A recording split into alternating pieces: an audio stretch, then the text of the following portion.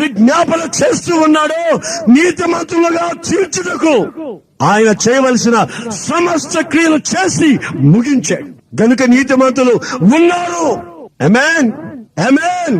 నీతిమంతులు ఉన్నారు. ఎవరు వాళ్ళు?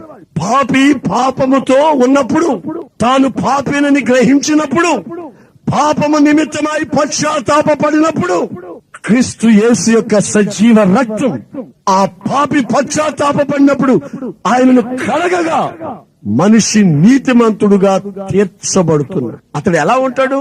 ఖర్జూర వృక్షము వలె మువ్వవేసి ఎదుగుతాడు. నీతిమంతులు ఎవరయ్యా అంటే యేసు రక్తము చేత కడగబడిన వాళ్ళు, రక్షణ అనుభవాన్ని పొందిన వాళ్ళు, పాపక్షమాపణ నిశ్చయము కలిగిన వాళ్ళు, నీతిమంతుడైన క్రీస్తు కొరకు, పరిశుద్ధుడైన యేసు కొరకు పవిత్రమైన జీవితాన్ని చేయాలని ఆశించి నిర్ణయించుకున్న వాళ్ళు ఎలా ఎదుగుతారు?